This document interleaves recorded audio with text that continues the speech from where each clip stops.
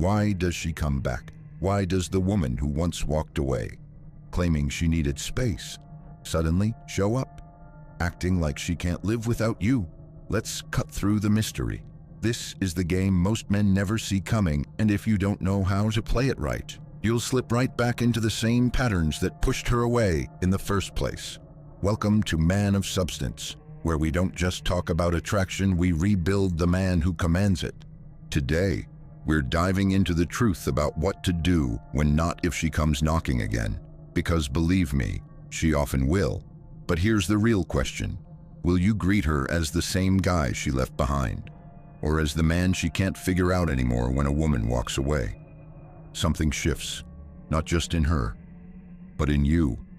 Whether the breakup was a storm of drama, a cold silence, or a confusing fade out, her return isn't always about love.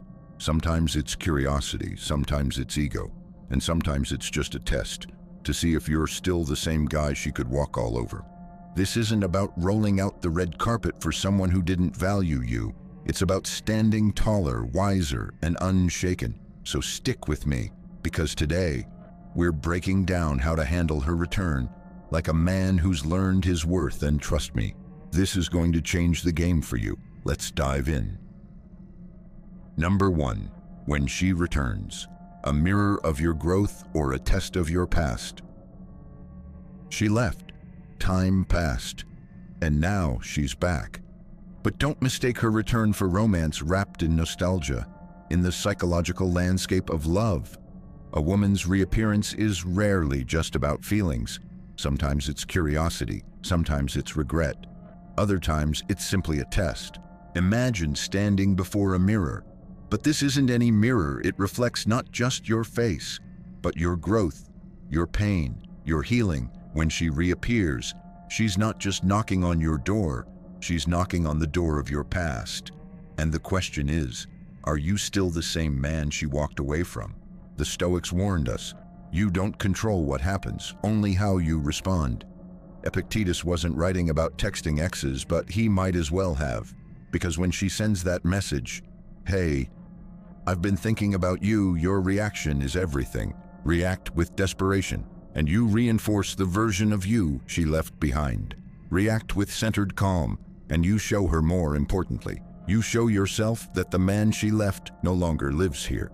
So what does that look like in real life? Let's paint a clear picture. She reaches out after months of silence. Maybe after she explored other options. Maybe after she realized you weren't chasing her anymore. Her message is soft, seemingly sweet. I just wanted to check on you, but underneath it could lie the ego's need for validation. Do I still have power over him? Your instinct might scream to reply instantly, to validate her return, to relive something familiar. But you wait, you breathe. You answer not with a cold shoulder, but with clarity. I appreciate you reaching out. I'm well. Hope you're doing okay too. No questions, no probing, just presence. You see, women are not just drawn to love, they're drawn to transformation. If she senses that you've evolved, that you've stopped orbiting around her gravity and created your own sun, she won't just feel attracted, she'll feel challenged. This is where the scarcity effect kicks in. When something or someone isn't easily accessible, its value increases. The man who no longer seeks her approval becomes a mystery again, and mystery is magnetic. Here's what most men miss.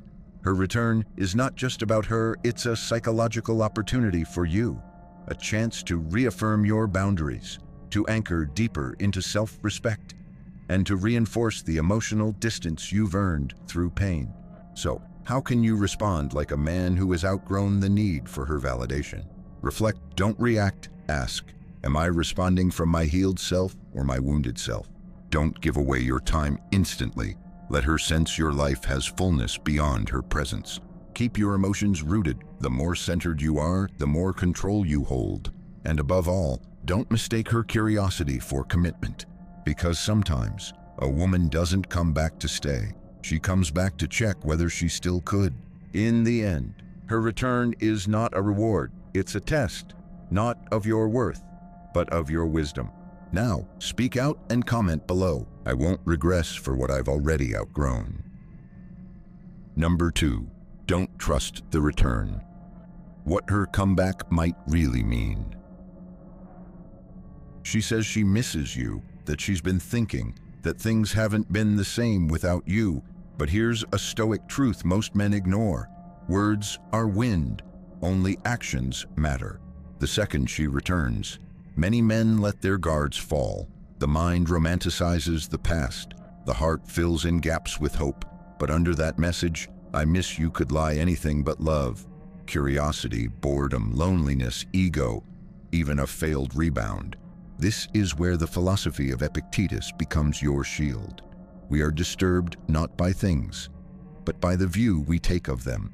If you view her return as redemption, you risk slipping into fantasy. But if you view it as a test, you become clear-eyed, powerful, free. Let's step into the psychology. According to motivation theory, behavior is not always driven by what's best for us.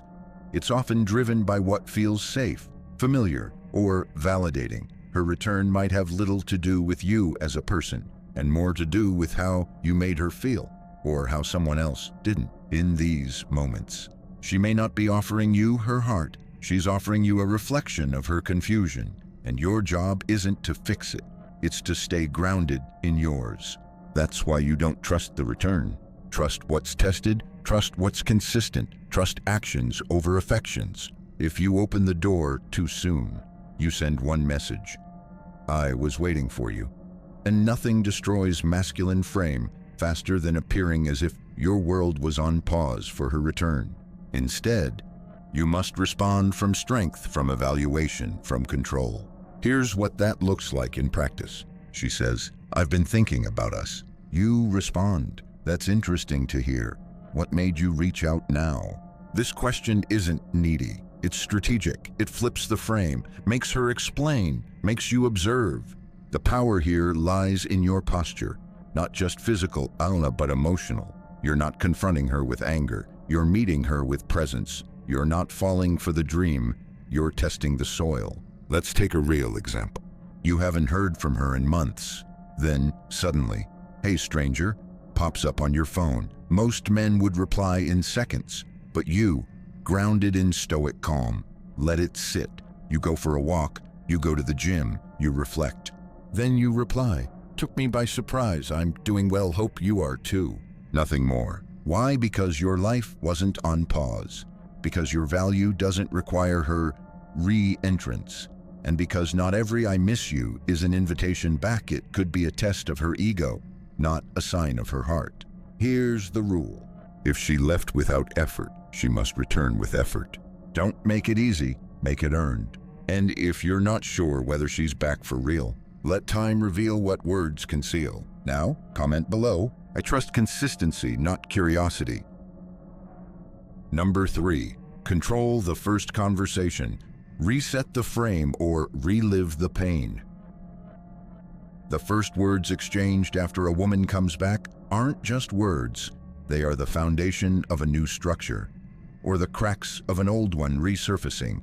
And in the Stoic mind, nothing is more important than controlling the frame. Here's what Marcus Aurelius would remind you in this moment. You have power over your mind, not outside events. Realize this, and you will find strength. If you don't walk into that first conversation with your frame in place, you're handing her the pen to rewrite the story. And history shows if you don't set the emotional tone, you'll end up reacting to hers. Let's talk about what not to do. Don't talk about how much you missed her. Don't ask where she's been or what changed her mind. Don't apologize for your role in her leaving. Why? Because the moment you do, the frame collapses back into the old pattern, the one where you chase, explain, and react. Instead, what would the Stoic do? He speaks little, but with weight. He listens fully, but without absorbing emotion. He questions gently, but evaluates silently. This conversation isn't about seeking closure or reigniting feelings. It's about observing from a centered self whether this person deserves access to your life again. So how do you approach it? You don't schedule the meeting immediately. You let her wait. you maintain your pace. When the moment comes, you arrive calm, composed, and clear, not to impress, but to discern. She may lead with emotion. I've just been confused. I didn't know what I wanted. Your response measured. I see. It's good to hear you're gaining clarity. Simple, grounded, no rescue, no indulgence. Control the pacing. If she tries to dominate the conversation emotionally, bring it back to facts. Keep it in the present. If she shifts to nostalgia, remember how happy we were. Don't resist, but don't dwell. Say, there were good times, but I've changed a lot since then. Because that's the point. You're no longer the man she left. And this conversation is your opportunity to let her feel that, not by convincing her, but by being it. Here's a technique rooted in Jungian self-awareness. When she speaks, mirror back the essence of her words with neutrality, not to validate, but to reflect. It disarms emotional manipulation and reveals if she's serious or searching for attention. For example, she says, I just wanted to see where you are emotionally. You respond, interesting. You're curious about my headspace. What are you hoping to find? You're not deflecting, you're leading. You're not attacking, you're analyzing. You're not reacting, you're reading her. The first conversation isn't for romantic sparks, it's for spiritual radar. It's a scan, not a seduction. If she senses you're calm, self-contained, and not desperate to rebuild the past, she will either rise to meet you or retreat because her motives can't survive your clarity. And that's the purpose of this interaction, to test, not to indulge. Now, speak out and comment below. The first conversation reveals the real intention.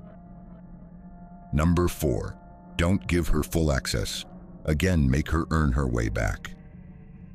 Imagine you've built a temple within. After she left, you didn't let it crumble, you rebuilt it, stone by stone. New habits, sharper mindset, clearer boundaries, so when she returns, should the gates be flung open without a price? Absolutely not. Because if you give her full access too soon, she's not walking back into your life, she's walking over you. Carl Jung once wrote that what you resist not only persists, but grows in size. If you resist enforcing your boundaries now, the dynamics that destroyed the relationship before will not only return, they'll dominate. This is why you must make her earn access back into your emotional, physical, and spiritual life, not through tests or games, but through consistent action over time. Here's the harsh truth. Many women return not because they realized your value, but because they lost something else. Another option failed. Loneliness grew too loud. Curiosity pulled her back, but that doesn't mean respect has returned.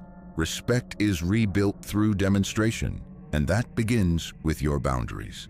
Let's define what access means. It's not just meeting up. It's not just texting late at night. It's emotional availability. It's investment of your time.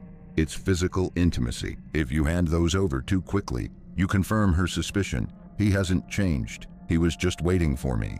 But if you regulate access by taking it slow, by protecting your schedule, by responding when it aligns with your purpose, you change the entire narrative.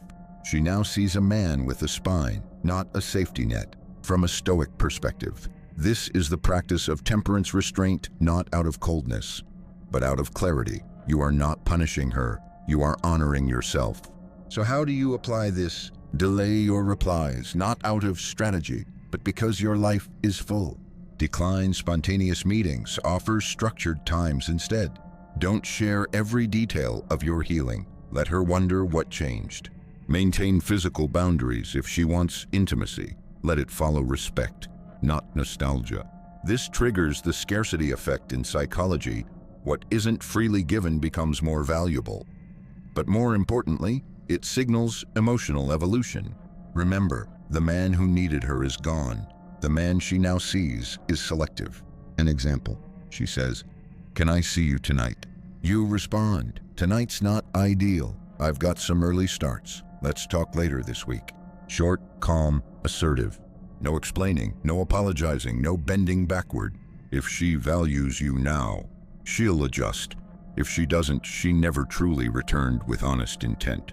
This approach also activates what Jung called individuation, becoming whole through separation. You're no longer half seeking completion. You're whole, and you allow others into your life only if they amplify, not consume, that wholeness. In essence, you're not just protecting your heart, you're protecting your rebirth. And if she senses that access to your life is no longer free, no longer assumed, she may finally recognize what she once discarded. Now comment below. Not everyone gets to walk back in. Number 5. Observe her. Don't question her. Let actions speak first. When she returns, your mind races. Why now does she still love me? Is she genuine? But the Stoic man does not interrogate emotions, observes behavior. Like a philosopher in the arena of the heart, he studies before he speaks. Carl Jung warned that the unconscious reveals itself not through words, but through patterns. So when a woman comes back after leaving, don't trust her answers, trust her rhythms. The impulse to ask, "Do you still care?" is a trap. Why? Because it shifts power. It signals emotional dependence. It puts the spotlight on her intentions instead of your awareness. When you seek answers with words, you give her control. When you observe in silence, you reclaim it. This is where Stoicism and Jungian psychology merge into clarity. The Stoic says, focus on what you control, your perception. Jung says, the shadow reveals itself through repetition. Together, they whisper, let her show you who she is. Here's what that means practically when she texts you. You don't rush to reply. You watch why she's texting. When she wants to meet, you don't say yes out of longing. You ask, what is she seeking? Validation, comfort, or reconnection? Instead of questions like, do you miss me? Watch for patterns. Is she consistent over time, or just popping in on lonely nights? Does she ask about you, or only share her story? Does she respect your new pace, or try to rewind to old habits? If her behavior is scattered, her heart is uncertain. If her actions are stable, her growth may be real. Example, she says, I've changed. You don't reply. Really? How? You say, time will show. That's it? You're not cold, you're composed. You don't seek closure, you seek clarity through observation. This is the essence of phronesis in Stoic ethics. Practical wisdom. You are not reacting, you are discerning. You're not emotionally investing, you're evaluating the truth in her actions. The benefits. You avoid manipulation. You protect your peace. You gain perspective before making a choice. The shadow side of many men is this. They want love so badly that they believe every return is redemption. But sometimes, her return is curiosity dressed as closure. Your job is not to decode it, it's to watch it unfold. Here's a mantra for you. Let her effort speak louder than her explanation. Don't confront, don't confess, observe. A week of silence will tell you more than 100 messages. And if she disappears again when not chased, that was your answer. Jung said, until you make the unconscious conscious, it will direct your life and you will call it fate. Don't let your longing mistake her pattern for destiny. Let her earn space through consistency, not charm, through respect, not nostalgia. Because your presence is sacred now. Your heart is a temple, and no one walks in without leaving their shoes at the door. Now, speak out and comment below. I watch actions, not intentions. Number 6. Don't make her the center again. Keep your options alive. When she comes back, it's tempting to drop everything to clear your schedule, to silence your other connections, to make space for her in a heart she once left. But this is where many men lose themselves again. They make her the center of gravity in a life they had just started to balance. Let's be honest. The return of someone you once loved can feel like divine timing. You imagine that maybe she realized your worth, that maybe the pain had meaning. But here's what the Stoic knows: love without discernment is surrender, not strength. Marcus Aurelius wrote, if it is not right, do not do it. If it is not true, do not say it. We can extend this wisdom. If it is not earned, do not prioritize it. Keeping your options open is not disloyalty. It is self-respect. It says, I'm no longer a man who builds his world around one woman. I build my world around my values, and whoever enters must align with them. When you close all doors just because she knocked again, you send a message: I still orbit you. But when you move slowly, protect your time, and keep your energy in flow with friends, goals, and life, you say, you are welcome to visit, but you no longer own the house. Psychologically, this is abundance mindset in action. When you believe in your worth, you don't cling to who returns. You evaluate if they're meant to stay. Let her feel that you've been living. Let her see that you still go to the gym, still spend weekends with friends, still pursue your purpose. Don't cancel plans for her. Don't silence others to accommodate her insecurity. Why? Because when a man who once begged no longer chases, it triggers reflection. She must wonder, what changed in him? Why is he calm when I expected eagerness? That's when the dynamic shifts. You're no longer the seeker, you're the chooser. Here's the test. If her return causes you to abandon your progress, she never respected you. But if your grounded presence inspires her to step up, then maybe, just maybe, something has changed. Example, she suggests a spontaneous meetup. You reply, I'd like to see you, but I've got some plans this weekend. Wednesday evening works. Let me know. You didn't reject. You didn't chase. You made her work with your time. And in doing so, you told her, this version of me doesn't sacrifice himself for the sake of nostalgia. Stoicism teaches us that true freedom is in choice, not compulsion. And Jung reminds us that the unlived life will haunt us in projection. So if you silence your life to relive an old chapter, you may be chasing illusion, not truth. Keep the doors open, but let her knock twice before you even look through the peephole. Because your time, energy, and attention are now sacred currencies, and love must earn them, not demand them. Now, speak out and comment below. My life has room, but only for what adds value. Number 7. Make her earn her place again, or she'll take it for granted. One of the biggest mistakes men make when she comes back is this. They hand her the throne she once abandoned. No questions asked, no trials passed, just full access like nothing ever happened. But that's not how value works. That's not how trust is rebuilt. And that's definitely not how you command respect. In psychology, there's a principle called investment theory. People value more what they have to work for. If she doesn't have to earn her place back, she won't value being in your life. If you're immediately available, she'll assume you never moved on. If you don't ask anything of her, she'll keep offering you nothing. The Stoics would call this a failure of discernment. Marcus Aurelius said, "The impediment to action advances action. What stands in the way becomes the way." In relationships, this means the very resistance you offer her becomes the path for true reconnection. She must climb, not be carried. Making her re-earn her place doesn't mean being cruel, distant, or manipulative. It means watching her behavior, not her words. Does she show consistency? Respect your time. Seek to understand the new you. Or is she just nostalgic for your old wounds? Here's what it looks like in action. She says, "I really want to see you more." You say, "Let's start with one dinner a week and take it from there. I'm not rushing into anything again." This creates structure, boundaries, and clarity. You're no longer begging for love, you're qualifying if she fits your standards now.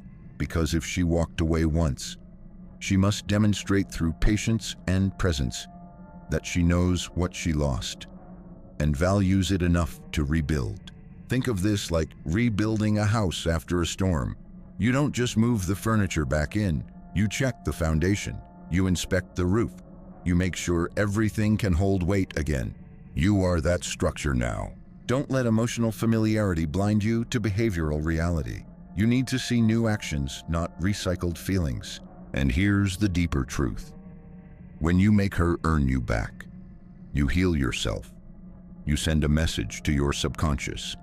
I am no longer the man who begged to be chosen. I am now the man who chooses. This doesn't just raise your standards, it rewrites your identity. Because men who give away their place are forgotten. But men who guard it with quiet strength are remembered and respected. Jung would say, this is the moment when the shadow of your old self is either reintegrated or repeated.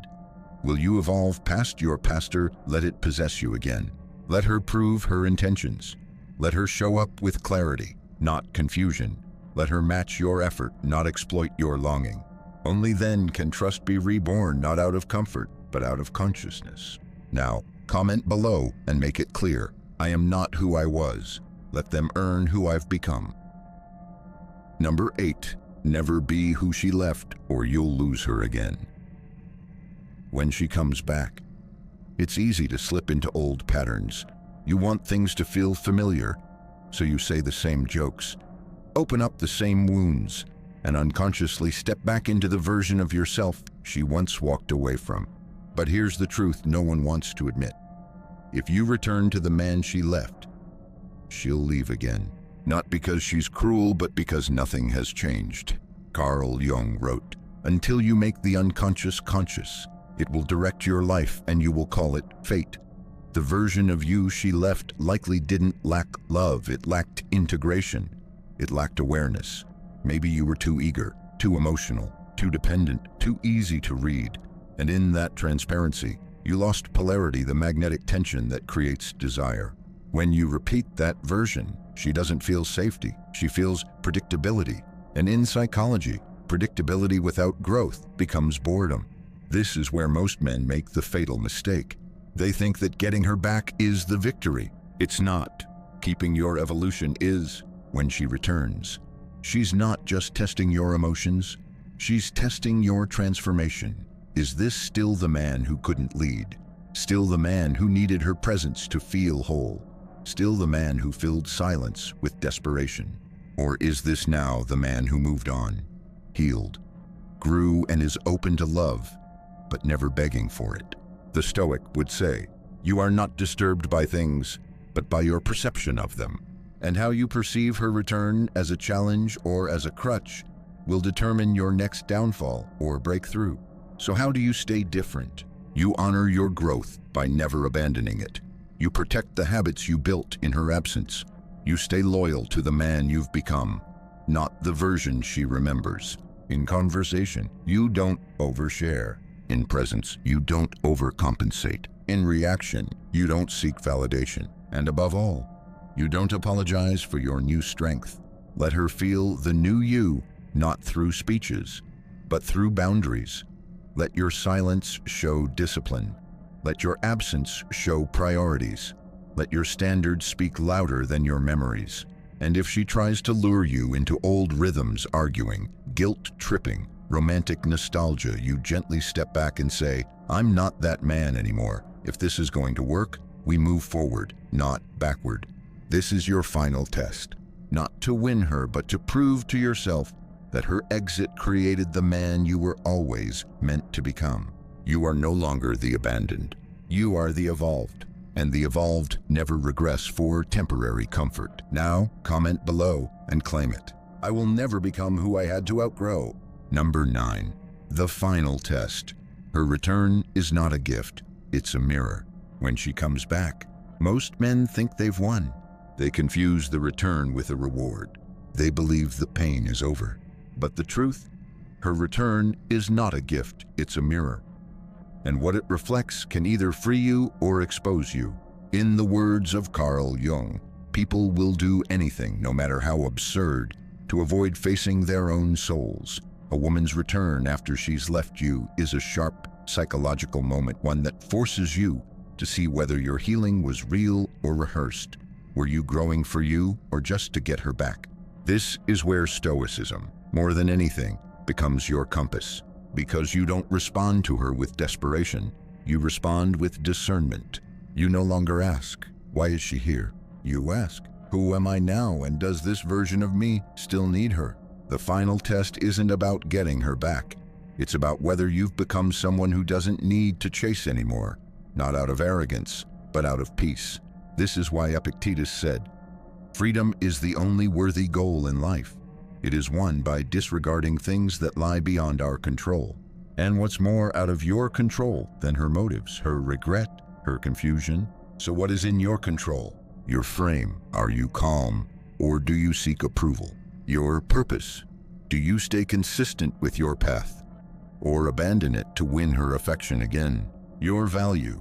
Do you make her earn her way back, or do you offer instant forgiveness without accountability? The power of your response determines the future, not her words. Let her actions speak. Let her consistency unfold.